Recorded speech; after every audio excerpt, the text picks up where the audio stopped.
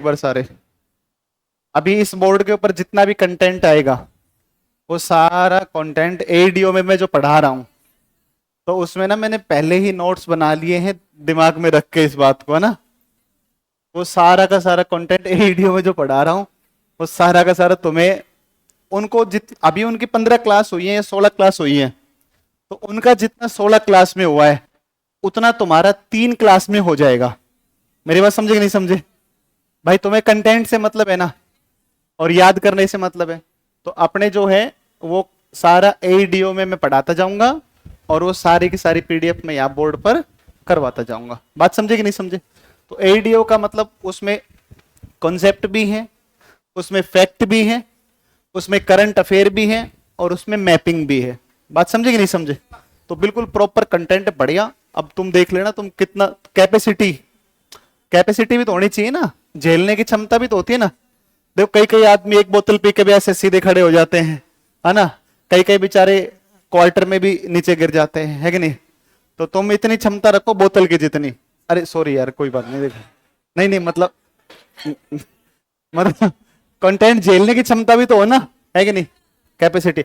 अच्छा अपने स्कूल में होता था ऐसे, तो कई बार टीचर जब मारते थे स्कूल में, तो कुछ बच्चे होते थे एक डंडा मारते आए आए आए आए आए, लगे ले, ऐसे करते थे ना। और कई बच्चे होते थे ऐसे ले मार ले। नहीं होता था ऐसा? होता था नहीं होता था? तो वो सिस्टम रखना है। मास्टर तू पढ़ा कितना पढ़ाएगा, है कि नहीं। तो आप जितना पढ़ा सकते हो उतना पढ़ाओ, हम कंटेंट को झेल जाएंगे, ठीक है ना। तो वो कैपेसिटी रखनी, ले मार ले। चल हटा। तो ठीक है, एक बार पीपीटी लगा देते हैं फिर शुरू करते हैं, ठीक है ना। इंडियन ज्योग्राफी शुरू करेंगे और इंडियन ज्योग्राफी को करवा देंगे, फिर वर्ल्ड का तो मैंने सुबह। अच्छा कितने ऐसे लोग हैं जो सुबह भी क्लास में आते हैं, सुबह शाम दोनों टाइम आते हैं? सुबह भी आए थे और शाम को भी, अब नीचे याद कर लो। ऐसे कितने हैं जो केवल शाम को आए हैं? केवल शाम को आए, सुबह नहीं आए तुम लोग। तो तुम सुबह भी क्वेश्चन होते हैं, उसको आप अगर ऑफलाइन नहीं आ पाए हो तो उसको ऑनलाइन आप एक्सेस लेकर के उनको भी कर लेना। समझ रहे हो? मतलब ये है कि दोनों चलेंगे कंटेंट, है ना। एक तरफ थ्योरी चल रही है, एक तरफ उसके क्वेश्चन हो रहे हैं। तो लगभग 10,000 क्वेश्चन भी लग जाएंगे तुम्हारे और थ्योरी भी तुम्हारी हो जाएगी, ठीक है ना। तो जब तक वैसे शुरू करते हैं, पीपीटी लगती है जब तक, है ना। चलो भाई चलो, बढ़िया। देखो मैं तो ना तुम्हारे बैच को लेकर के बहुत एक्साइटेड हूँ, है ना। मैं बहुत सकारात्मक हूँ कि तुम लोग बहुत बेहतर करोगे, है कि नहीं।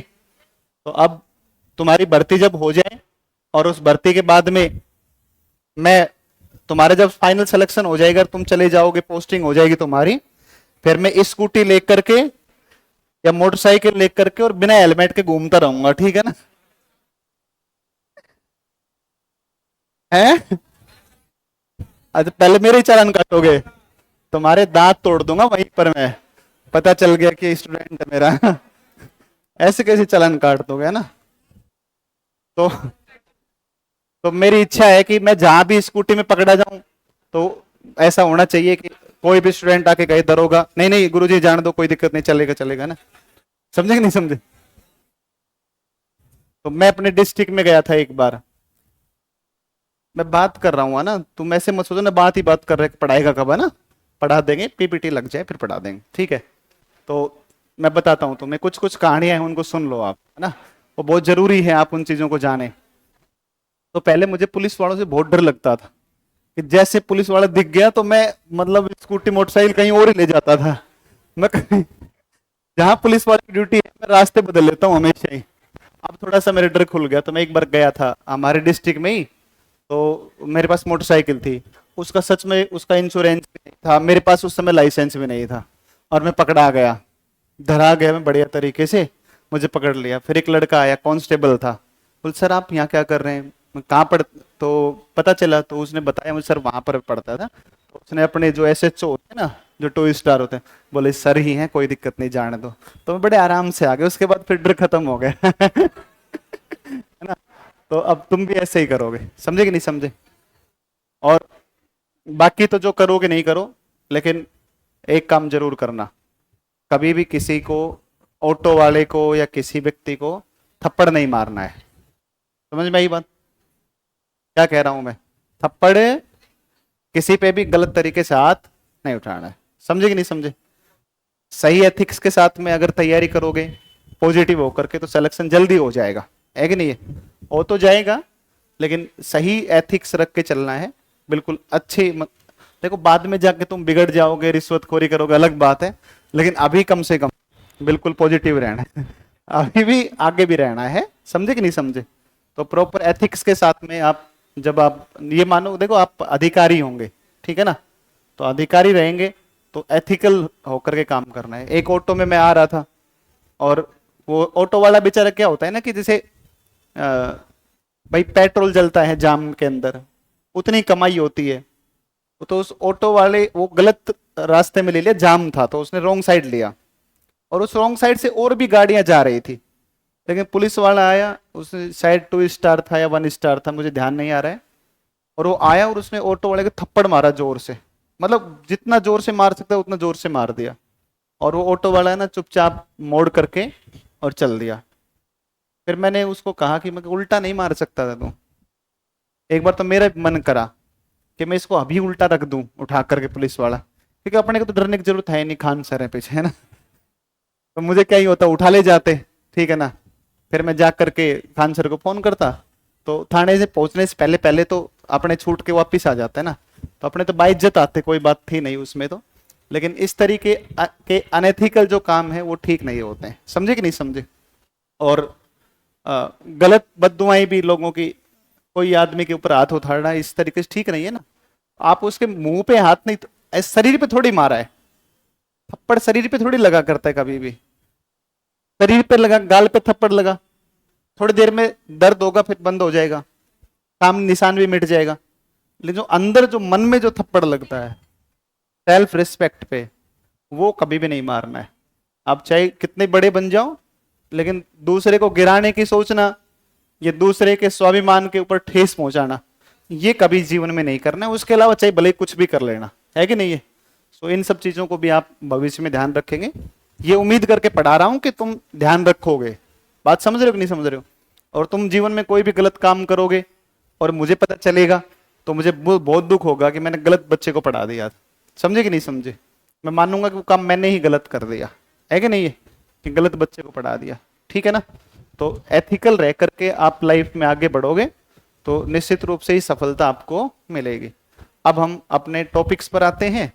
तो टॉपिक्स तो मैं क्या चर्चाएं करूं इन सब के बारे में बताओ? तो वही सारे टॉपिक है, परिचय है, भूगर्भिक संरचना, भौतिक प्रदेश, जलवायु, अपवाह, मृदा, वन, वन्यजीव, कृषि, जनगणना, परिवहन, खनिज ऊर्जा और उद्योग, और समसामयिक मुद्दे जो करंट अफेयर है वो। अब सबसे पहला टॉपिक, क्योंकि हमें टाइम सेव करना है यहाँ पर बहुत ज्यादा, ठीक है ना, इस बात को ध्यान में रखना है, और मल्टीपल टाइम रिवीजन करेंगे। इस बात को मैं बार बार ना कहूँ कि बोलो बोलो बोलो, बार बार नहीं कहना पड़े, ठीक है ना, साथ साथ आपको बोलना है, देखते हुए बोलना है, समझे कि नहीं समझे? ध्यान और निगाहें दोनों एक जगह पर हो, ध्यान और निगाहें दोनों एक जगह होंगी तो आपको चीजें जल्दी याद हो जाएंगी, ठीक है ना। तो देखो सबसे पहला हमारा एक टॉपिक आता है, और वो आता है सामान्य परिचय में, और पहला पॉइंट है, क्या हो गया? हाँ हीरो, स्टैटिक्स। स्टैटिक, स्टैटिक क्या होता है? जैसे अच्छा इंस्पेक्टर बता रही है, अरे चुप चुप चुप हो जा, चुप हो जा। हाँ बता इंस्पेक्टर बता। जो जैसे भारत की अवस्थिति सदैव एक जैसी रहेगी, तो स्टैटिक हो तो रहा है इसमें। अरे हो जाएगा हो जाएगा, अरे भाई सब हो जाएगा, सब हो जाएगा ना, सारा हो जाएगा, कोई दिक्कत नहीं है, चिंता नहीं करनी है ना। अब वो, अब मेरी जिम्मेदारी, मैं यहां आ गया, अब मेरी जिम्मेदारी, अब सुनो, अब ध्यान से सुनो प्लीज, भाई साहब प्लीज, अब ध्यान दो आप। सबसे पहला पॉइंट है भारत की अवस्थिति। क्या पॉइंट है? भारत की, भारत की, भारत की उत्तरी पूर्वी गोलार्ध। कौन सा गोलार्ध? कौन सा गोलार्ध? किसमें? विश्व में। किसमें आएगी? विश्व। तो भारत की दो प्रकार की अवस्थिति हम पढ़ते हैं। एक अवस्थिति पढ़ते हैं वैश्विक संदर्भ में, जब आप पूरी धरती पर देखोगे तो हम कहां पर हैं, और जब आप एशिया में देखोगे तो हम कहां पर हैं, दक्षिणी एशिया। एक बात को समझो, देखो अवस्थिति किसी भी स्थान की दर्शाने के लिए दो चीजें हमें चाहिए। अवस्थिति के लिए हमें एक तो चाहिए, एक तो देखो अवस्थितियां दो प्रकार की होती हैं। एक तो अवस्थिति होती है जिसको बोलते हैं सापेक्ष। कौन सी अवस्थिति होती है? सापेक्ष। सापेक्ष या सापेक्ष कह दो, या फिर इसको आप बोल दो वास्तविक। कौन सी बोल दो? वास्तविक। और एक अवस्थिति होती है निरपेक्ष। कौन सी होती है? निरपेक्ष। और निरपेक्ष को आप कह दो काल्पनिक। कौन सी कह दो? काल्पनिक। एक सापेक्ष हो गई और एक कौन सी हो गई? निरपेक्ष। देखो जब वास्तविक की बात कहते हैं तो वास्तविक का तो मतलब है कि सब हम कौन से गोलार्ध के अंदर आते हैं, इसको तो सापेक्ष बोलते हैं। हम उत्तरी गोलार्ध में हैं कि हम दक्षिणी गोलार्ध में हैं कि पूर्व में है कि पश्चिम में है, तो ये तो वास्तविक या सापेक्ष है। लेकिन जब आप निरपेक्ष या काल्पनिक की बात करते हैं तो इसमें हम किसी की अवस्थिति को दर्शाने के लिए दो चीजों का प्रयोग करते हैं। एक का तो प्रयोग करते हैं जिसको बोलते हैं अक्षांश। किसका प्रयोग करते हैं? अक्षांश। और एक क्या होता है? देशांतर। तो आप ध्यान रखना, आपके सामने चार विकल्प आ जाएं कि बताओ किसी स्थान की अवस्थिति को दर्शाने के लिए आवश्यकता होती है तो कौन कौन सी दो चीजें चाहिए? एक अक्षांश और एक देशांश। भाई हम इतने अक्षांश पर, कोई मैं कह रहा हूं आपको कि मैं कर्क रेखा पर खड़ा हूं, 23.5 उत्तरी अक्षांश पर खड़ा हूं, तो अब 23.5 तो अक्षांश पूरी धरती के ऊपर है, तो बताओ क्या पता कर पाओगे? नहीं। और अगर मैं आपको कह दूं कि साहब मैं वहां खड़ा हूं जहां से अक्षांश 23.5 है और देशांतर 82.5 है, तो अब आप उस स्थान को ढूंढोगे जहां 23.5 और 82.5 जहां पर काटते हैं, और आपके पास एक पॉइंट कोई ना कोई आ जाएगा। लेकिन अगर खाली देशांतर कहोगे तो देशांतर तो पूरी धरती के ऊपर है, अक्षांश कहोगे तो अक्षांश तो पूरी धरती के ऊपर है। तो किसी स्थान की अवस्थिति को दिखाने के लिए दो चीजें चाहिए। अवस्थितियां दो प्रकार की होती हैं, एक जिसको बोलते हैं सापेक्ष या वास्तविक, जैसे उत्तरी पूर्वी गोलार्ध में है, पूर्वी गोलार्ध में है, दक्षिण में है, इसको तो वास्तविक कहते हैं, सापेक्ष। और इस अक्षांश से इस अक्षांश, इस देशांतर से इस देशांतर, ये काल्पनिक है, क्योंकि वास्तव में ऐसी कोई रेखाएं दुनिया में अस्तित्व में नहीं है, सिर्फ इमेजिनेशन है, कल्पनाएं हैं, केवल पत्थर लगाए हुए हैं कि भाई यहां से कर्क रेखा है, यहां से ये है, यहां से ये है। मानचित्र के अंदर सभी उनको बिंदुओं को दर्शाया गया है। तो दो प्रकार की अवस्थिति होंगी। हम सबसे पहले पढ़ेंगे सापेक्ष और दूसरा पढ़ेंगे फिर कौन सा? निरपेक्ष। तो सापेक्ष जब पढ़ रहे थे तो हमने कहा कि हम विश्व में जब सापेक्ष देखेंगे तो हम कौन से गोलार्ध में आते हैं? उत्तरी पूर्वी गोलार्ध। कौन सा गोलार्ध है? उत्तरी पूर्वी गोलार्ध। अगर उत्तरी पूर्वी गोलार्ध की बात करते हैं तो देखो ये विश्व का मान लो मैप है। इस मैप में यहाँ उत्तरी अमेरिका, दक्षिण America, Europe, Africa, Asia, Australia और नीचे अंटार्कटिका, और ये रेखा ऐसे जाती है। और जब ये रेखा जाती है तो इसको बोलते हैं 0 डिग्री अक्षांश। क्या बोलते हैं? 0 डिग्री अक्षांश। इसी का नाम है, इसी का नाम है, इसी को बोलते हैं इक्वेटर। विषुवत रेखा या भूमध्य रेखा पृथ्वी को दो भागों में बांटती है। देखो एक शब्द है और इस शब्द का नाम है विषुव। क्या शब्द है? विषुव। ये संस्कृत भाषा का शब्द है। कौन सी भाषा का शब्द है? और इसका मतलब होता है लंबवत चमकना। कैसे चमकना?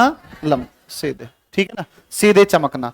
तो वह भाग जहां जब सूर्य चमके और दोनों तरफ प्रकाश बराबर हो, दिन रात की अवधि बराबर हो, उस रेखा को हम कौन सी रेखा कहते हैं? विषुवत। और यही विषुवत रेखा धरती को कितने भागों में बांटती है? दो भागों में। इस विषुवत के उत्तर की तरफ उत्तरी गोलार्ध और नीचे की तरफ दक्षिणी गोलार्ध। तो 0 अक्षांश के संदर्भ में भारत बताओ उत्तर में है कि दक्षिण में? उत्तर में है। फिर एक रेखा है 0 डिग्री देशांतर। इसको दुनिया की अंतरराष्ट्रीय मानक समय रेखा माना जाता है। और अंतरराष्ट्रीय मानक जो समय रेखा है ये एक स्थान से गुजरती है, ग्रीनविच स्थान, तो इसलिए इसका नाम क्या पड़ा है? ग्रीनविच रेखा। और यहां से चलोगे तो यहां से 180, ये वाला जो हिस्सा है ये आपका कहलाता है पूर्वी गोलार्ध। और यहां से बाएं हाथ की तरफ, भाई जब इनको ऐसे घुमाओगे तो 180 ये यहां पर आ जाएगा ना, अरे होगा ना, तो आधा भाग पूर्वी गोलार्ध, आधा भाग पश्चिमी गोलार्ध। तो आप देखोगे कि भारत पूर्व में है कि पश्चिम में है? पूर्व में है। इसलिए आप कहोगे कि साहब भारत की वास्तविक अवस्थिति क्या है? तो वास्तविक अवस्थिति है उत्तरी पूर्वी गोलार्ध। बताओ बात समझ में है कि नहीं? तो वैश्विक संदर्भ में भारत की वास्तविक अवस्थिति क्या है? तो उत्तरी पूर्वी गोलार्ध। इसे हम सापेक्ष या वास्तविक अवस्थिति के नाम से जानते हैं। ठीक है, ये बात तो समझ में आ गई। कुल दिशाओं की संख्या 4 या 8? 10। कितने दिशाएं हैं? कितने दिशाएं हैं? आपने कभी हवन देखा है? हवन होता है, या फिर अरे शादी में बावड़ी हो गया, सावन के अंधे को हरा ही हरा दिखाई देता है शादी में, चलो शादी मान लो कोई बात नहीं। तो आप देखते हो पंडित जी जो होते हैं वो एक बार ऐसे, वो हरी घास आती दूब जिसको बोलते हैं, एक पानी में डबोते हैं, एक बार और ऐसे करते हैं, एक बार ऐसे करते हैं, फिर ऐसे, फिर ऐसे, फिर ऐसे, फिर ऐसे, फिर ऐसे, फिर ऐसे, फिर एक बार ऐसे करता है और एक बार नीचे करता है। तो ये 10 दिशाओं में है ना, तो 10 दिशाओं का नाम भी लेता है वो। और आप देखोगे अरे ये कौन है, ये इतना बुरे तरीके से मुंह बना रहा है, ऑनलाइन वाले बच्चे, इनको ब्लॉक कर दो इनको। कैसे कमेंट करे जा रहे हैं बावड़े की तरह।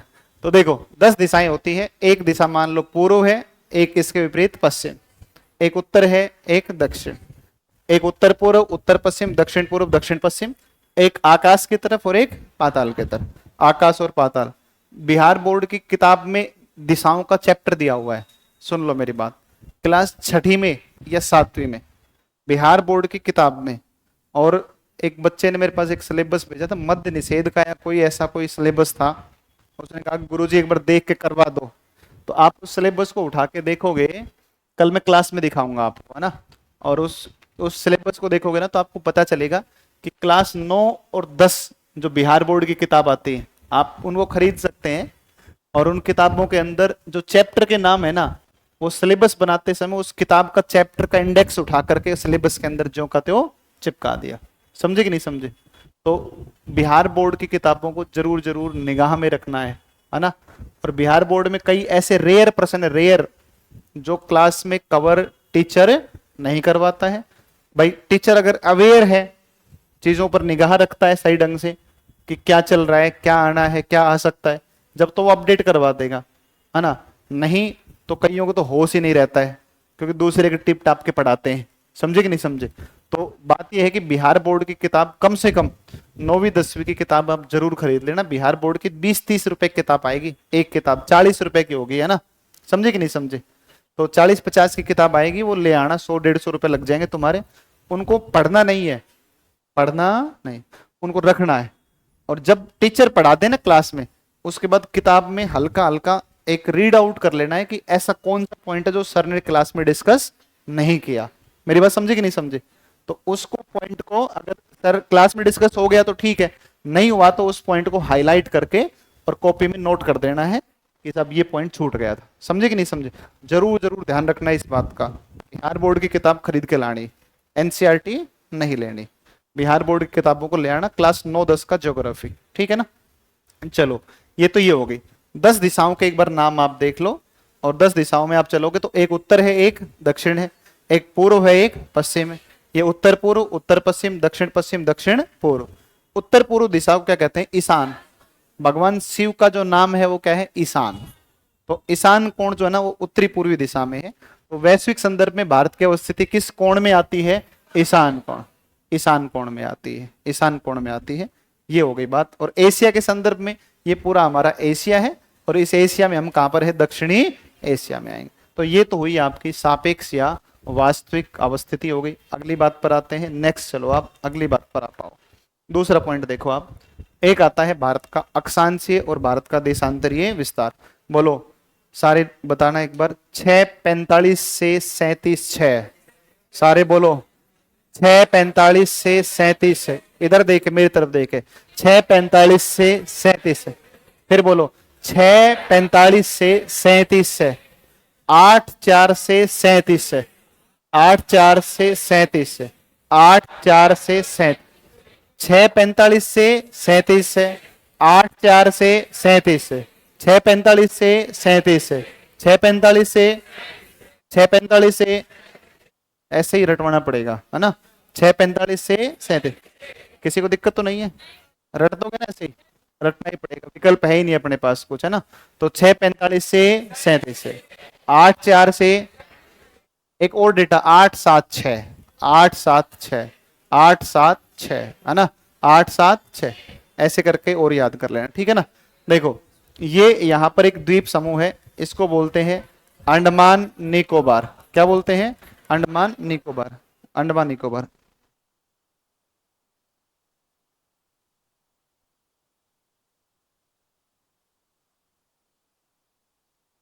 तो देखो ये है अंडमान निकोबार, ठीक है ना, अंडमान निकोबार है, अंडमान निकोबार है।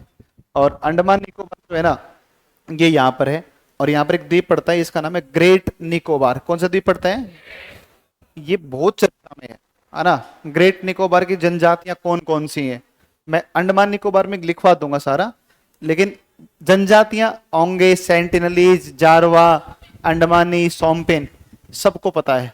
लेकिन इसमें से जो टफ क्वेश्चन बनेगा वो ये बनेगा कि निम्न जनजातियां नाम लिखेगा, जारवा, ओंगे, सेंटिनलीज, सोमपेन जनजातियां अंडमान निकोबार में निवास करती हैं।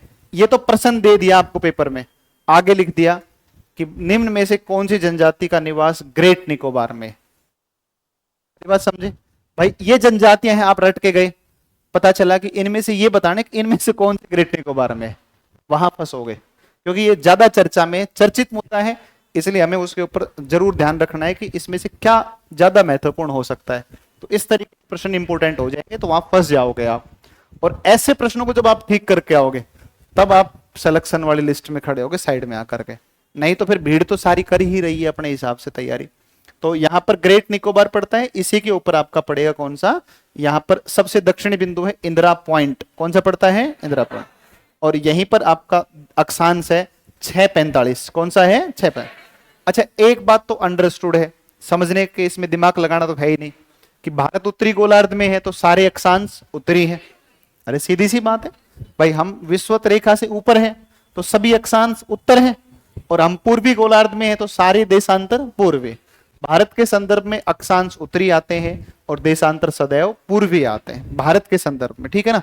तो 6:45 उत्तर से लेकर के 37 है उत्तर, और मुख्य भूमि की जब बात करेगा तो 8-4 उत्तर से लेकर के और 37 है उत्तर। ये दूरी 3-2-1-4, 3-2-1-4, 3-2-1-4, 3-2-1-4, 29-33, 29-33, अंतराल 281 किलोमीटर। इसको मत रटना, अगर आ जाए तो घटा के देख लेना, ज्यादा समय नहीं लगेगा। तो ये इसका हुआ विस्तार। अब सारे लोग एक बार फिर से रटेंगे, है ना। 68-7 से 97-25, बोलो 68-7 से 97-25, फिर से बोलो 68-7 से 97-25, 68-7 से 97-25, 68-7 से 97-25, 68-7 से 97-25, 68-7 से 97-25, है ना। तो एक मिनट रुको, अब अक्षांश बोलो 6:45 से 37 है, 6:45 से 6:45 से 8-4 से 37 है, 8-4 से 37 है, 68-7 से 97-25, 68-7 से 97-25, 68-7 से 97-25, उत्तर दक्षिण 3-2-1-4, 3-2-1-4 और 2933, 2933। तो ये हो गया तुम्हारा विस्तार अक्षांश। देखो सबसे ऊपर एक बिंदु है, इसको बोलते हैं इंदिरा कोल। क्या नाम है? इंदिरा कोल। कोल ऊपर है और बिंदु पॉइंट नीचे, पॉइंट नीचे कोल ऊपर, पॉइंट नीचे कोल ऊपर। कोल ऊपर ही आता है भाई, हमने फोन मिलाया, कोल कहां जाएगा? ऊपर, सैटेलाइट। इसलिए कोल हमेशा कहां पर जाता है जब फोन मिलाते हैं? तो सिग्नल्स ऊपर जाते हैं और ऊपर से सिग्नल आते हैं। तो कोल का संबंध सैटेलाइट से है, ऊपर से, इसलिए याद रखना ऊपर वाला बिंदु हमेशा कौन सा आएगा? इंदिरा कोल आएगा, और नीचे वाला कौन सा आएगा? इंदिरा पॉइंट। इसका नाम है पिगमेलियन पॉइंट। क्या नाम है? पिगमेलियन। इसका नाम है पार्सन। क्या नाम है? पार्सन। इसका नाम है लाहिचांग, लाहिचांग, लाहिचांग। और ये कहां पड़ता है? ग्रेट निकोबार। अब देखो ये वाला जो बिंदु है ना, ये पीओके में है। कहां पर पड़ेगा? पीओके। वैसे अविवादित क्षेत्र में एक बिंदु पड़ता है NJ9842, NJ9842। देखो 9 से कम कितना होता है? 8, 8 का आधा 4, 4 का आधा 2, 9 8 4 2, 9 8 4 2, है ना। तो सबसे उत्तर में हुआ इंदिरा कोल, सबसे दक्षिण में इंदिरा पॉइंट। इंदिरा पॉइंट का नाम पिगमेलियन पॉइंट, इसी का नाम पार्सन पॉइंट, इसी का नाम लाहिचा। कहाँ है? ग्रेट निकोबार। मुख्य भूमि किसकी बात कर रहे हैं? मुख्य भूमि मेनलैंड। ये तमिलनाडु में है, कन्याकुमारी। तमिलनाडु में है कन्याकुमारी, कुमारी अंतरिक्ष और केप कोमोरे। किस राज्य में है? तमिलनाडु। कुमारी, आपने नाम सुना होगा, कुमारी। कुमारी का मतलब क्या होता है? तो कुमारी जो है कृषि का एक प्रकार है। किसका प्रकार है? कृषि का एक प्रकार है। देखो एक प्रश्न अभी अभी यूपी ट्रिपल एससी में पूछा गया, ये क्वेश्चन कि स्लैश एंड बर्न कृषि जिसे झूम कहा जाता है, ये कहाँ की जाती है? तो ये कहाँ की? नॉर्थ ईस्ट के अंदर। भाई पूर्वोत्तर भारत में आदिम जनजातियों के द्वारा एक खेती की जाती है, उसमें पेड़ों को काटते हैं, जलाते हैं और उस भूभाग के ऊपर क्या करते हैं? खेती करते हैं। इस खेती के प्रकार को बोलते हैं स्थानांतरित, या फिर इसको बोलते हैं स्लैश एंड बर्न, काटो और जलाओ, कर्तन और दहन। तो ये खेती बोलते हैं, आदिम जनजाति करती है। पर्यावरणीय शत्रु कृषि कहते हैं, क्योंकि पेड़ काट के जलाते हैं तो पर्यावरण को क्या होता है? नुकसान होता है। सिंपल सी बात है। और ये जो कृषि है इसको पूर्वोत्तर के अंदर इसको स्थानीय भाषा में क्या बोलते हैं? नॉर्थ ईस्ट में झूम कहते हैं। क्या कहते हैं? झूम। क्या बोलते हैं? झूम। झूमिंग खेती कहते हैं, झूमिंग एग्रीकल्चर कहते हैं।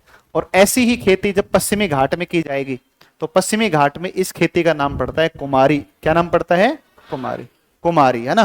देखो जब इस कन्याकुमारी को क्रॉस करके आप अगर जैसे कन्याकुमारी चले गए आप, अब कन्याकुमारी को क्रॉस करके समुद्र में एंटर कर जाओगे, समुद्र में एंटर करने के बाद में, समुद्र में एंटर करने के बाद में और फिर क्या हो जाएगा? दीदी बताओ ना क्या हो गया, बता दो मुझे, बता दो। आ गया हूं, क्या हुआ बताओ जी। डस्ट उड़ रहा है नीचे का, इधर ऊपर भूगोल चल रहा है, तुम नीचे डस्ट पे ध्यान दे रही हो। दीदी कैसे काम चलेगा बताओ? एक चाय मंगवाओ इनके लिए, इनका मन नहीं लग रहा। बावड़ी, बावड़ी लड़की हो बताओ। क्या सर में दर्द है? मेरे भी सर में दर्द हो रहा है, लुगाई से लड़के आया हूं अभी। बता, तू बावड़ी है मतलब, मैं कह रहा हूँ इसको पढ़ लो, तुम अलग ही दुनिया में। सुन तुम दूर हो, चलो हटो दूर हो, अगली तरफ खिसक जा, खिसक जा। ए भाई खिसक, थोड़ी सी खिसक ले। हाँ थोड़ा गैप रखो तुम। देखो लड़कियों में सच में दिमाग नहीं होता, देखो आगे।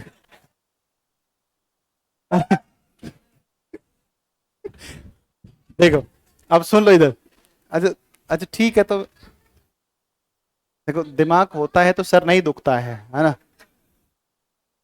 अच्छा, अच्छा कोई बात नहीं, देखो देखो जैसे मैं कई बार समझा चुका हूँ आपको कि तुम चुपचाप पढ़ा करो, लेकिन ना तो पढ़ा के दिखा मास्टर कैसे पढ़ाएगा। तो कुमारी पश्चिमी घाट में की जाने वाली स्थानांतरित कृषि का एक प्रकार। अच्छा सबसे पूर्व में कौन सा है? किबीथु या वालांगू? क्या है? किबीथु या वाला? सारे बोला करो, किबीथु या वाला, किबीथु या वाला। भाई साहब इसमें दो शब्द है, एक है अरुण, कौन सा शब्द है? अरे वाह भाई वाह, अरुण। और एक है आंचल, है ना। देखो एक अरुण है, एक आंचल है, दोनों बहन भाई हैं, ठीक है ना। देखो अरुण का मतलब होता है सूर्य। क्या होता है? सूर्य। आंचल का मतलब होता है गोद। आंचल का मतलब गोद। तो बताओ सबसे पहले सूर्योदय कहां पर होगा? तो बताओ सबसे पहले अंत कहां पर होगा? ना ना, ध्यान रखना है। अरे जहां सबसे पहले सूर्योदय होगा वहीं सबसे पहले अंत होगा या सूर्य अस्त होगा। सही बात है ना। ऐसे पेपर में प्रश्न कंफ्यूज करते हैं, ऐसे प्रश्न गलत हो जाते हैं। वहां देखो अपने मास्टर ने पढ़ा के भेजा था कि सूर्योदय सबसे पहले अरुणाचल, तो अरुणाचल में सबसे पहले सूर्योदय। उसके अलावा अगर प्रश्न आ गया तो गुजरात। मेरी बात समझे कि नहीं समझे? लेकिन उसने क्या पूछा? उसने पूछा सबसे पहले अंत या सूर्यास्त कहां पर होगा? तो कहां पर होगा? अरुणाचल। भाई जहां पहले उदय वहां पहले अस्त, जहां बाद में उदय और बाद में अस्त। सिंपल सा फंडा है, इसमें थोड़ी ना कोई समझने की चीज है। तो सबसे पहले यहां उदय होता है और सबसे बाद में आपका सबसे लास्ट में होता है कहां पर? गौर माता गुजरात। गौर माता या गोहर मोती है गुजरात में। और जो समय का अंतर है इसमें कितने का है? 2 घंटे का, है ना। तो जब मैं इस समय फोन करता हूं घर पे तो सूरज छिप रहा होता है। इस समय जब फोन करता हूं घर पे, बात लगभग 7 बजे के आसपास, 7:30, तो वहां सूरज धीरे धीरे छिप रहा होता है, यहाँ अंधेरा हो चुका होता है। तो वो समय का अंतर समझ में आता है कि हाँ भाई टाइम का अंतर है, ठीक है ना। और ऐसा इसलिए क्योंकि मान लो सूर्य यहाँ पर है तो पृथ्वी ऐसे खिसकती है ना, पृथ्वी ऐसे, तो देखो सूर्य किरण यहाँ गिर रही है, फिर धरती पश्चिम से पूर्व घूमती घूमती घूमती घूमती सबसे लास्ट में इधर आएगा, इसलिए ये ऐसा होता है, ठीक है ना। तो सबसे उत्तर में बिंदु इंदिरा कोल, सबसे नीचे इंदिरा पॉइंट, सबसे पूर्व में वालांगू की बीतु, सबसे पश्चिम में गौरमाता। उत्तर में राज्य लद्दाख, दक्षिण में ग्रेट निकोबार, अच्छा मुख्य भूमि पर तमिलनाडु, कन्याकुमारी, कुमारी अंतरीप या केप कोमोरिन, पूर्व में राज्य अरुणाचल, पश्चिम में राज्य गुजरात। और कुमारी एक प्रकार की एग्रीकल्चर है, कृषि का एक क्या है प्रकार है। ठीक है भाई, आगे चलते हैं। बहुत बढ़िया प्रश्न आ गया, बड़ा शानदार क्वेश्चन है। इस मैप को आप समझो, ये असली माल है ना, जिसको मसाला कहते हैं ना पढ़ने का, है कि नहीं? नहीं सच में अब यार अच्छा कंटेंट है, मुझे तो पता है ना। देखो तो भाई ऐसे ही थोड़ी मेहनत करके आए हैं, बताओ। देखो अब इसको पूरे को ध्यान से सुनो, पूरा सिनेरियो समझो आप। 1947 में पाकिस्तान ने अटैक किया, भारत पर नहीं, जम्मू कश्मीर पर। किस पर किया? जम्मू कश्मीर के राजा हरि सिंह ने जम्मू कश्मीर का विलय किस में कर दिया? भारत में। अब भारत बन चुका है जम्मू कश्मीर, लेकिन जब तक हम पाकिस्तान की सेना को बाहर भगाते, जब तक पंडित नेहरू जी से गलती हो गई और वो इस मामले को कहां लेकर चले गए? यूएन। और उनके ऊपर दबाव आया वैश्विक स्तर पर कि भाई साहब इसको बंद करो युद्ध को। पटेल साहब कह रहे थे रुक जा, अभी रुक जा, 2-3 दिन और रुक जाते हैं, इनको निपटा देते हैं, पूरा प्रॉपर खाली करवा लेते हैं। बोल ना ना ना, बाद में खाली करवा लें, कोई दिक्कत नहीं है। क्योंकि नेहरू जी थोड़े से सॉफ्ट व्यक्ति थे, है ना, बहुत नरम स्वभाव के व्यक्ति थे। भूटान कहता था कि हम मिल जाते हैं ना आप में, मिल जाते हैं आप में। नेपाल भूटान ये कहते हम मिल जाते हैं, ठीक है ना, क्योंकि पूरी दुनिया के संदर्भ में भारत उस समय भी एक शक्तिशाली राष्ट्र हुआ करता था, ठीक है ना। और नेहरू जी कह रहे ना ना ना, तुम आराम से रहो, हम आपका संरक्षण करेंगे, तुम स्वतंत्र रहो, क्योंकि हम 200-300 साल गुलामी झेल कर आए हैं, तो आप कल बाद में कह दो कि देखो हम भारत के गुलाम हमें बना लिया। तो थोड़े सॉफ्ट नेचर के थे। उसी समय ये जो पाकिस्तानी सेना थी उसने इस हिस्से पर कब्जा कर लिया। ये हिस्सा आज हमारा कहलाता है पाक ऑक्यूपाइड कश्मीर। बोलो क्या कहलाता है? पाक ऑक्यूपाइड कश्मीर, पीओके। पीओके एक गधा है वहां पर, ठीक है ना, वो पढ़ा रहा था एक दिन यूट्यूब पर, और वो कह रहा था कि IIOK, क्या कह रहा था वो? कह रहा था IIOK, India illegal occupied Kashmir. इतना मारेंगे ना कि होश ठिकाने आ जाएगा, है कि नहीं?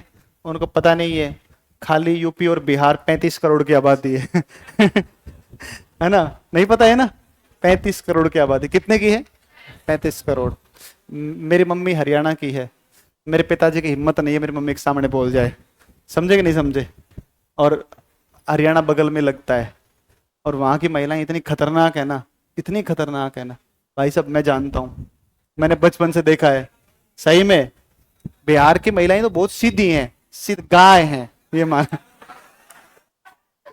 अरे गाय मतलब स्वभाव गाय के जैसा है, कुछ नहीं कहना, है ना। और मुझे पता है भाई साहब, हरियाणा की महिलाएं बैल बैल के समान, आप ये मान, खतरनाक होती हैं सच में, दबंग महिलाएं होती है। तो पाकिस्तान को होश है नहीं, सच में सही बात यही है, मतलब बेवकूफ है। आप समझो एक बार, एग्रीमेंट है, एग्रीमेंट एग्रीमेंट। जैसे आपने हमें आकर के आपने KGS एप्लीकेशन पर गए और आपने वहां पर 99 रुपए पेमेंट करके एक बैच खरीद लिया, ठीक है ना। अब आपके पास में प्रूफ है ना कि सर 99 रुपीज मेरे अकाउंट से आपके पास गए, है कि नहीं है? सर आप हमें इसके बारे में आप ये कोर्स अवेलेबल करवा दो, है ऐसे डॉक्यूमेंट है। वहां का जो राजा था उसने साइन कर दिया, साइन कर दिया। अच्छा ठीक है, तो राजा ने जब साइन कर दिया कि हाँ भाई जम्मू कश्मीर किसका हुआ? भारत का, और वो पेपर इंटरनेट पर उपलब्ध है, आप किसी भी दुनिया में कहीं भी चले जाओ, कहीं भी जाके डाउनलोड करके देख लो, साइन कर रखे हैं कि जम्मू कश्मीर किसका है? भारत का। फिर भी पगला पढ़ाता है इंडिया इलीगल ऑक्यूपाइड कश्मीर। मतलब समझ लो आप एक बार किस हिसाब के जाए, मतलब वो लोग हैं बेवकूफ। अब देखो आप, ये पीओके था, इधर से 1962 में लड़ाई हुई, किसके साथ में? चीन। चीन से लड़ाई हुई तो चीन ने भी कब्जा लिया, है कि नहीं? तो चीन ने कब्जा लिया, और चीन ने कब्जा है तो ये चीन इसको क्या बोलता है?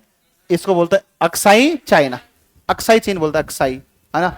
अक्साई शब्द का क्या अर्थ होता है, इसको आप जरूर एक बार जाकर के सर्च करना, अक्साई शब्द का अर्थ क्या होता है, अक्साई का, इसको जरूर सर्च करना। अक्साई चीन, भाई इधर से इसने कब्जा कर लिया। अब जैसे ही 62 में कब्जा किया तो इधर बीच में एक बच गया ग्लेशियर।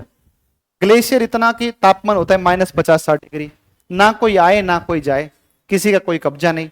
लेकिन हाँ, किस राज्य के अंतर्गत आता था? जम्मू कश्मीर। ना तो इस पे चाइना जाता, ना इसके ऊपर कौन जाता था? पाकिस्तान। कोई नहीं जाता था, खाली पड़ा हुआ था, सुनसान पड़ा हुआ था, ठीक है ना। इसने कब्जा किया 1962 में। ऊपर का जो ग्लेशियर है, इस ग्लेशियर का नाम क्या होगा? सियाचिन ग्लेशियर।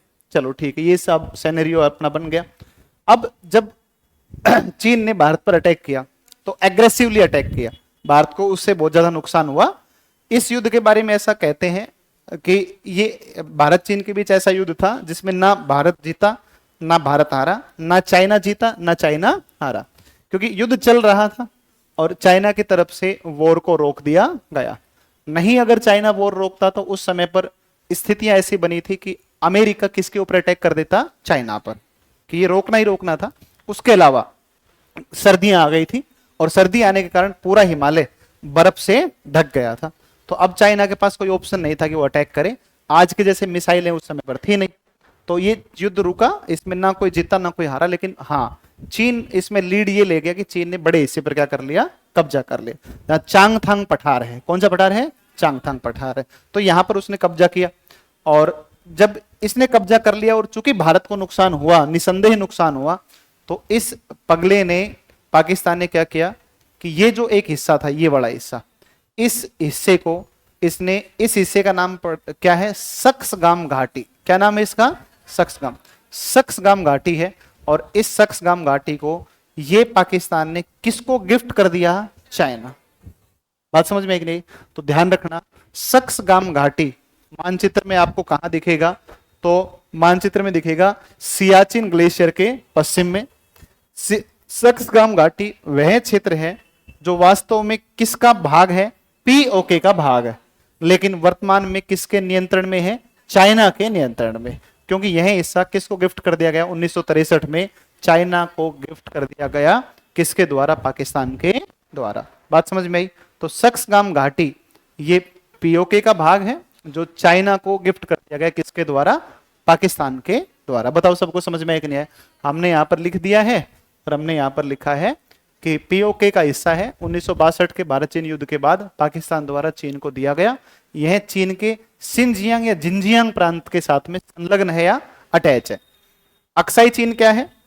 लद्दाख का पूर्वी हिस्सा, जिस पर वर्ष 1962 के भारत चीन युद्ध के दौरान चीन ने कब्जा कर लिया था। LAC, line of actual control. Line of actual control. Laddoo नींद नहीं लेनी है ना? नींद नहीं लेनी बिल्कुल भी, है ना? तो देखो, ये जो लाइन है इसको बोलते हैं LAC, line of actual control, वास्तविक नियंत्रण रेखा। और यहां पर एक बिंदु पड़ता है आपका जिसको बोलते हैं NJ9842। तो LAC है, और यहां पर एक झील पड़ती है, इसको बोलते हैं पेंगोंग झील। कौन झील पड़ती है? पेंगोंग झील पड़ती है, पेंगोंग झील है। तो ये झील पड़ती है आपकी कौन सी? पेंगोंग झील। ये ध्यान रखना, LAC पर स्थित है पेंगोंग झील। ये वाली जो लाइन है, इस तरीके से जो लाइन आती है, इस लाइन को कहते हैं LOC, लाइन ऑफ कंट्रोल। देखो, line of control, line of actual control, ज्यादा अंतर नहीं है, कंफ्यूज हो जाओगे ना। जो लाइव वाले बच्चे हैं, उन लाइव वाले बच्चों को इंटरनेट की समस्या थी, और आपको जो ये कोर्स है, अभी क्लास जैसे ही तुरंत खत्म होगी तो तुम्हें अवेलेबल करवा देंगे तुरंत ना। लाइव वाले बच्चे कमेंट दिखा दो एक बार, अशोक जी कमेंट दिखाओ इन बच्चों के। तो क्लास को अभी अपलोड कर देंगे, क्लास के तुरंत होते एक साथ 10-15 मिनट में ना। आप थक तो नहीं गए हैं ना? पक्का बोर तो नहीं हो रहे हो? हाँ, जब भी बोर हो तो मुझे बता देना है, ठीक है ना? थोड़ा सा अपन बातचीत कर लेंगे बीच में, है ना? तो देखो, दुनिया में सबसे कठिन काम यही है, पढ़ना, है ना? बहुत मुश्किल काम है, ठीक है ना? तो अब मैं कहूँ कि मैं 50 घंटा लगातार ऐसे ही पढ़ देता हूँ तो गलत बात है। तो थोड़ा मुश्किल होता है एक जगह बैठकर पढ़ना। तो जब भी आपको लगे कि सर बोर हो रहे हैं तो बता देना ना। देखो, पीओके की जो राजधानी है वो कौन है? मुजफ्फराबाद। कौन राजधानी है?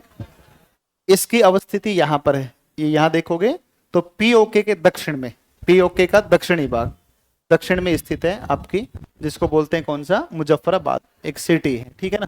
चलिए, ये वाली मैप समझ में आए सबको?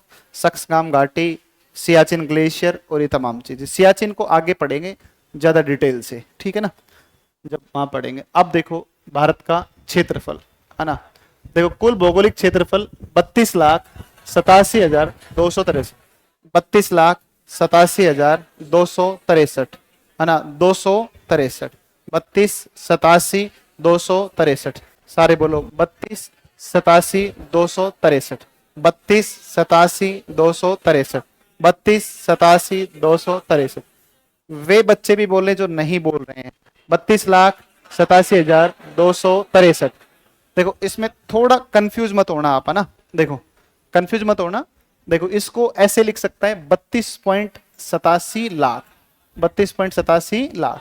इसको ऐसे भी लिख सकता है 3.28 मिलियन, 3.28 मिलियन। और यह संपूर्ण विश्व का 2.42। डेटा ऐसे याद रखना है, 2.42।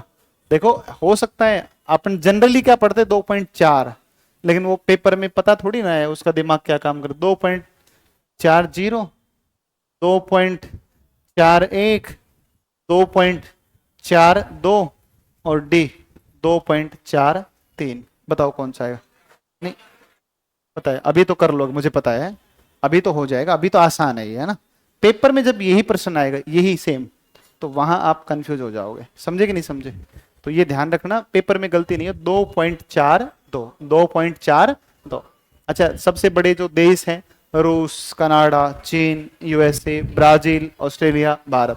बोलो रूस, कनाडा, चीन, यूएसए, ब्राजील, ऑस्ट्रेलिया, भारत। तो भैया ये तो है रसिया, है ना, रूस है, इधर से सीधे कनाडा। कौन सा है? कनाडा। रूस, कनाडा, रूस, कनाडा। इसके बाद में आता है चीन।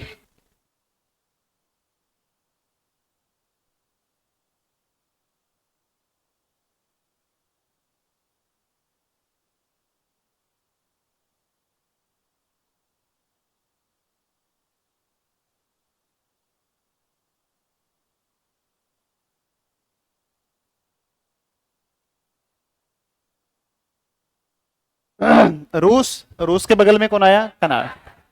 फिर नहीं नहीं नहीं, वापस आओ, वापस आओ, चाइना। कहां पर आओगे? नहीं, फिर वापस जाओ यूएस। कहां पर जाओगे? यूएस। अच्छा, आप चले रूस से, गए कनाडा, फिर वापस आए चाइना, फिर वापस गए यूएस। यहां पर आएगा ब्राजील। अच्छा, सीधे ऑस्ट्रेलिया। कहां पर आएंगे? ऑस्ट्रेलिया। और फिर बाहर। आई बात समझ में? रूस, Canada, China, USA, Brazil, Australia, Bharat. रूस, कनाडा, चीन, रूस, कनाडा, चीन, यूएसए, ब्राजील, ऑस्ट्रेलिया, भारत। ऐसे रूस, कनाडा, चीन, यूएसए, ब्राजील, ऑस्ट्रेलिया, भारत। ये कहता है SCERT। बिहार बोर्ड की किताब 9वीं में देखोगे तो बिहार बोर्ड की 9वीं में लिखा है एक नंबर, एक नंबर पे, 2 नंबर, 3 नंबर, 4 नंबर, 5, 6, 7। रूस, कनाडा, चीन, यूएसए, ब्राजील, ऑस्ट्रेलिया, भारत। सुनो सुनो सुनो सुनो सुनो भाई, सुनो सुनो, please please please please please, ध्यान दो ध्यान दो ध्यान दो ध्यान दो ध्यान दो। देखो जी देखो, ध्यान दो। ये तो बिहार बोर्ड में लिखा हुआ है 3 पर चाइना, 4 पर यूएसए। एनसीईआरटी लिखता है 3 पर यूएसए, 4 पर चाइना। बिहार बोर्ड को प्रेफरेंस पहले रखना, 2 नंबर पे प्रेफरेंस कौन सा रहेगा? एनसीईआरटी। तो ये आपका आ जाएगा। आगे चलते हैं आगे। क्षेत्रफल में सबसे बड़े राज्य। राम महान उत्तराधिकारी थे। फिर से बोलो सारे, बोलो राम महान। मैं कह ही नहीं रहा हूं, मैं बोल रहा हूं, बोल राम महान उत्तराधिकारी थे। रासे, रासे, में से, महा से और उत्तरा से। राजस्थान, मध्य प्रदेश, महाराष्ट्र, उत्तर प्रदेश। राजस्थान, महाराष्ट्र, राजस्थान, मध्य प्रदेश, महाराष्ट्र, उत्तर प्रदेश।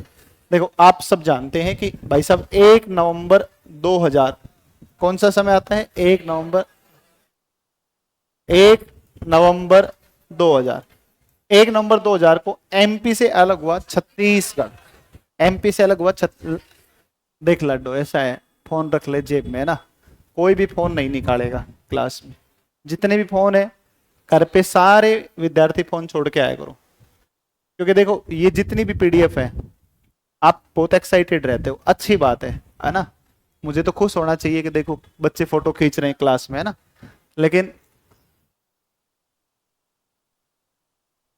क्या हो गया, हिचके आ रही है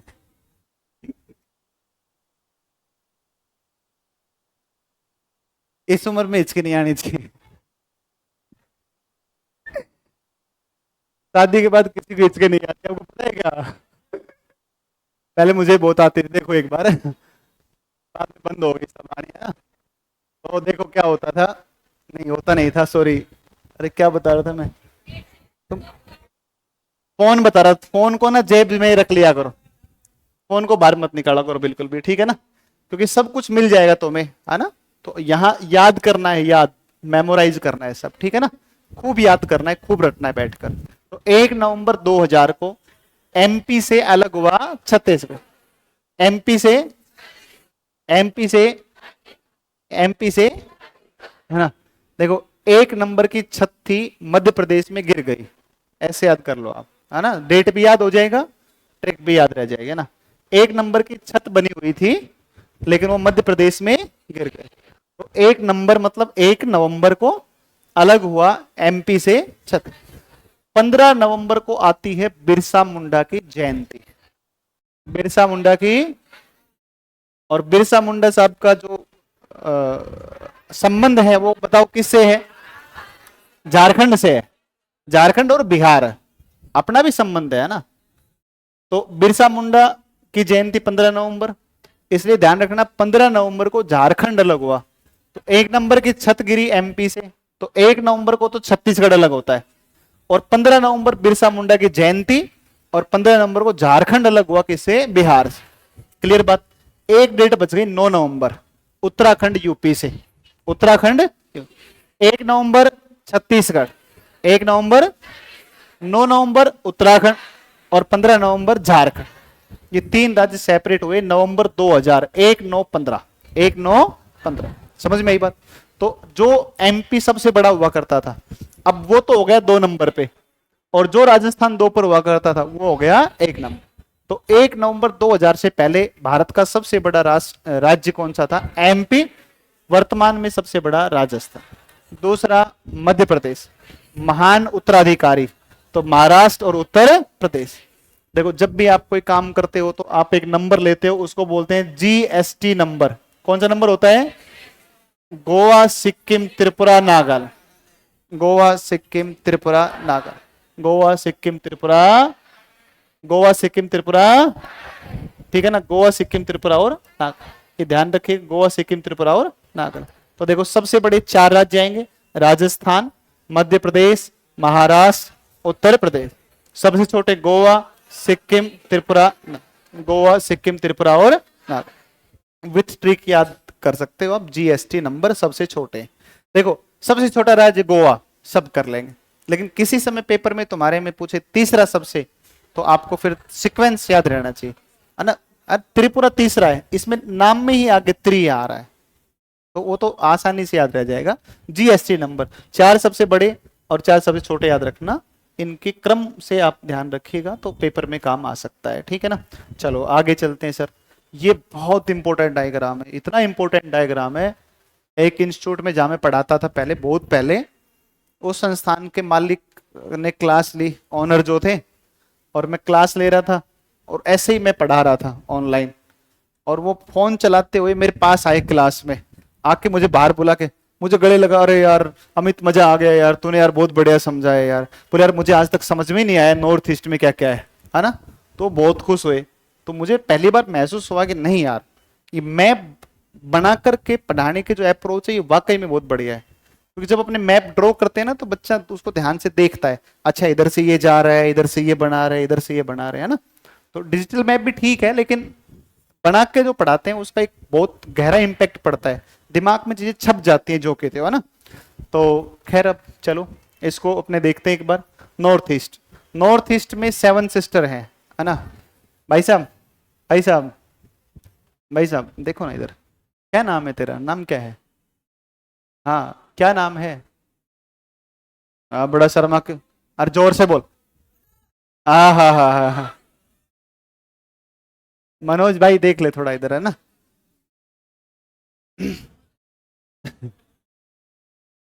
नहीं नहीं नहीं, मनोज नाम है ना, बस। विनोद, मनोज ना, मनोज। ठीक। अरे नहीं, ध्यान दो। अब पूरे उसमें मनोज चलेगा पूरे बैच में, ठीक है ना। तो एक नाम जिसका मैं बहुत ज्यादा क्लास में लेता हूँ वो उसका पेपर पास हो जाता है। हमारे जगमोहन ने एक पेपर पास कर गया, तुम्हें पता है इस बात का? जगमोहन का फिजिकल है ना अभी, बिहार पुलिस का फिजिकल है। भाई जगमोहन यार वो खर्चा करवा के मानेगा, है ना। मैंने बैच में कहा था कि जो बच्चा सेलेक्ट होगा उसको घूमने के लिए गोवा की एक ट्रिक, जगमोहन ने वो कटिंग रख रखी है वीडियो की, मुझे क्लास में दिखाया, बोल सर ये रखी कि मैं सेलेक्ट होऊंगा और हो करके टिकट लेके जाऊंगा। मैं ओ भाई तू ले जाना, कोई दिक्कत, तू सेलेक्ट हो जाए एक बार, है कि नहीं। तो मनोज बेटा देख ले यार, देख ले यार मनोज। मनोज तो निगाह में रहेगा, आप ध्यान रखना मेरे, समझ गए बात को। अब बात नहीं करनी है ना। देखो इसका क्षेत्रफल है नॉर्थ ईस्ट का 2.62 लाख। बोलो कितना है? 2.62 लाख, 2.62 लाख, 2.62 लाख। और 7 राज्य हैं, इनको 7 सिस्टर कहते हैं। 7 राज्यों को, 7 राज्यों को भाई सब सुनो, उनमें एक है अरुणाचल प्रदेश। कौन सा है? देखो यहां पर ये जो अवस्थिति आप देख रहे हो, ये वाली अवस्थिति है अरुणाचल प्रदेश। अच्छा अरुणाचल में देखो यहां पर ये जो लाइन मैंने खींची है, ये दिखाता है इधर चाइना है और इधर कौन है? म्यांमार। तो अरुणाचल की जो सीमा है वो चाइना से भी लगती है, अरुणाचल की सीमा म्यांमार से भी लगती है, और इधर ना अरुणाचल इधर भूटान से भी लगता है। किससे भी लगता है? तो अरुणाचल नॉर्थ ईस्ट का एक ऐसा राज्य है जिसकी सीमा भूटान से भी लगती है, जिसकी सीमा चाइना से भी लगती है, जिसकी सीमा म्यांमार।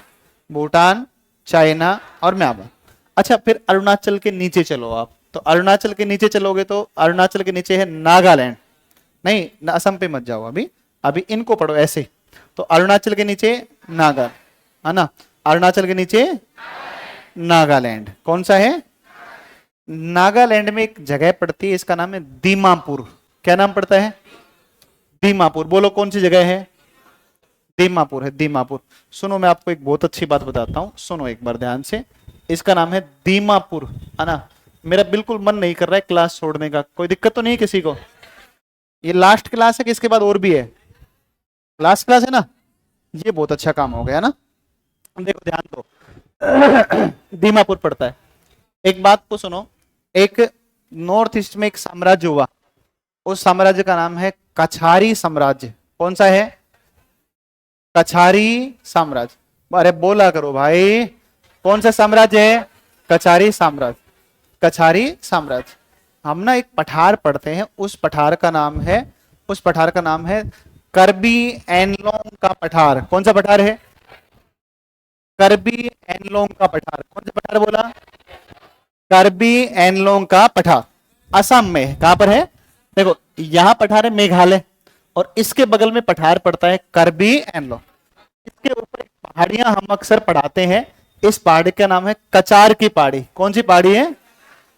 कचार इसका नाम बिगड़ा हुआ है, लेकिन वास्तविक नाम इसका किस साम्राज्य के नाम पर पड़ा है?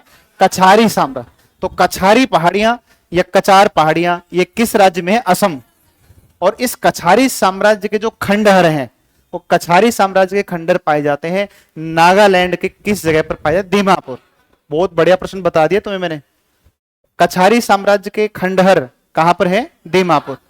दीमापुर कौन सा स्थान है? दीमापुर। दीमापुर को नागालैंड का प्रवेश द्वार, दीमापुर को नागालैंड का प्रवेश द्वार। फिर सुनो, दीमापुर को नागालैंड का प्रवेश द्वार। नागालैंड की राजधानी का नाम है कोहिमा। कौन राजधानी है? कोहिमा। और नागालैंड का जो सबसे बड़ा नगर है वो कौन आएगा बताओ? दीमापुर आएगा, कोहिमा नहीं आएगा, ध्यान रखना। और नागालैंड की जो वाणिज्यिक राजधानी है, कॉमर्शियल कैपिटल, वो कौन सा कहलाता है? दीमापुर। तो दीमापुर जो है, दीमापुर आपका नागालैंड में है। दीमापुर में ऐतिहासिक दृष्टिकोण से कछारी साम्राज्य के खंडहर पाए जाते हैं। दीमापुर को नागालैंड का प्रवेश द्वार कहते हैं, और दीमापुर नागालैंड का सबसे बड़ा नगर भी है। और दीमापुर को हम क्या भी कहते हैं, तो दीमापुर को नागालैंड की वाणिज्यिक राजधानी के रूप में भी जाना जाता है। बताओ बात समझ में आई कि नहीं आई? आया समझ में? अरे कुछ बुझा रहा है? चलो बहुत बढ़िया, बड़े अच्छे बच्चे हो तुम लोग यार। अरे बच्चे तो नहीं हो, अगर मैं बच्चे कहूं तो बुरा मत मानना आप, ठीक है ना? ऐसे मानना कि गलती से बोल दिया मास्टर ने, ठीक है ना? देखो अब सुनो आप। ऊपर एक राज्य पड़ा अरुणाचल, अरुणाचल की राजधानी ईटानगर। अरुणाचल के नीचे, अरुणाचल के नीचे, इसके नीचे मणिपुर के नीचे अरुणाचल, अरुणाचल, नागालैंड, मणिपुर, मिजोरम। नीचे से मिजोरम, मणिपुर, नागालैंड, अरुणाचल। अरुणाचल है ना? तो ये 4 राज्य जिनकी सीमा म्यांमार के साथ में लगती है। देखो तीनों तरफ से बांग्लादेश से घिरा हुआ, इसको बोलते हैं त्रिपुरा। क्या बोलते हैं? त्रिपुरा के आसपास जो पहाड़ियां हैं, पठार है, उसको टीपरा बोलते हैं। क्या बोलते हैं? वापिस सुनो, कौन सा नाम है? टीपरा। टीपरा मतलब त्रिपुरा। समझ में आई बात? तो टीपरा लैंड या टीपरा भूमि का संबंध किस देश से है? बांग्लादेश से। अरे सिंपल से, त्रिपुरा के आसपास भारत बांग्लादेश में जो भूभाग है उसको क्या बोलते हैं? टीपरा भूमि बोलते हैं। टीपरा, टीपरा लैंड के नाम से इसको जाना जाता है। तो ये त्रिपुरा है। अच्छा, बांग्लादेश के ठीक ऊपर चलोगे तो ये कौन है? मेघालय। कौन सा है? मेघालय। और भाई साहब ये बच गया बीच में कौन सा? असम। देखो अरुणाचल, नागालैंड, मणिपुर, मिजोरम, त्रिपुरा, मेघालय, असम। 7। कितने हैं? 7। ये 7 सिस्टर है, ये 7 सिस्टर है। इनमें जो सबसे बड़ा नगर है उसका बोलते हैं अरुणाचल, सबसे बड़ा राज्य है। और सबसे छोटा कौन सा है? त्रिपुरा, जिसकी राजधानी कौन है? अगरतला। और एक बात और देखो, सिक्किम ये पूर्वोत्तर के अंतर्गत मानते हैं, लेकिन सिक्किम 7 सिस्टर में शामिल नहीं। इन 7 सिस्टर का एक भाई कौन है? सिक्किम। समझ में आ गई बात? इन 7 सिस्टर की एक मौसी कौन है? पश्चिम बंगाल। ऐसे कुछ भी मान, इसको बुआ मान लो, इसको फूफा मान लो, नहीं तो ठीक है ना? कुछ भी मान लो आप, लेकिन 7 सिस्टर में ना तो शामिल कौन है? सिक्किम, ना शामिल है पश्चिम बंगाल। और ये बहुत बढ़िया प्रश्न है। असम जिसकी राजधानी कौन है? दिसपुर। इस दिसपुर, असम की जो सीमा है, असम की जो सीमा है वो असम की सीमा